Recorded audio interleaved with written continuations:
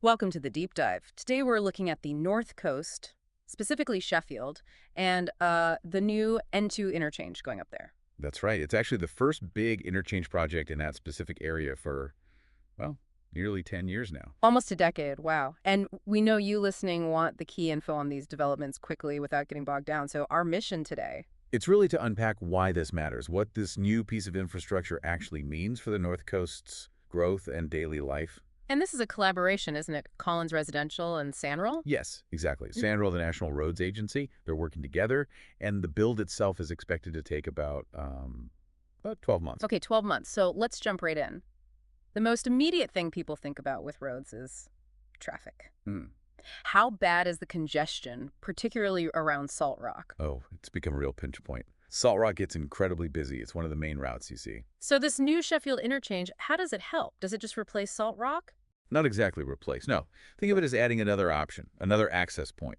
Specifically, it's got an on-ramp and an off-ramp, but only for southbound traffic. Southbound only. Okay, Right. so heading towards Ballito or Durban, you've got a new way on and off. Precisely. It acts like a relief valve for that southbound flow. But, and this is important, Salt Rock remains the main interchange for getting into KwaDukuza itself, or if you're heading further north. Right, so it doesn't solve everything, but targets a specific pressure point.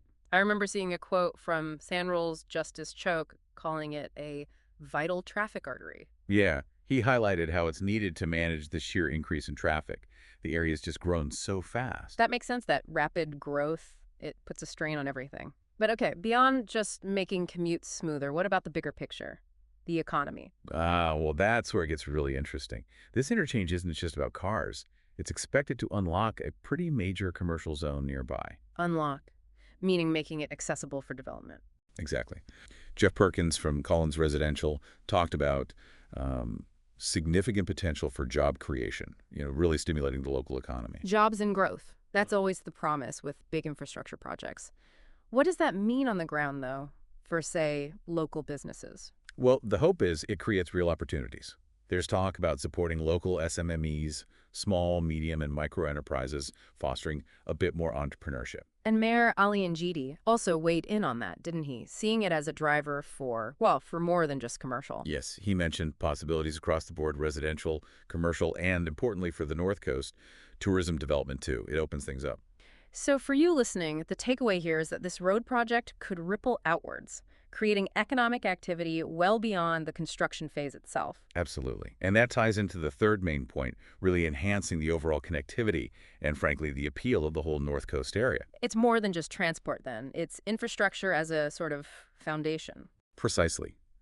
Better, easier access makes a place fundamentally more attractive. For visitors, for businesses looking to invest, for people wanting to live there. Which naturally boosts tourism, supports the property market, helps shops and restaurants. It's all linked. It really is. It's about making the region work better, function more smoothly. And again, for you wanting to understand the forces shaping the region, this kind of development is pretty fundamental. It changes the map, literally. It shows how a single, targeted infrastructure investment can, hopefully, have these broad positive effects. Better daily commutes and better long-term economic health. Okay, so let's quickly recap the new N2 Sheffield interchange. Yeah. Main goals are easing traffic, especially southbound near Salt Rock. Check. And acting as a catalyst for economic activity jobs, business opportunities, unlocking land. Right.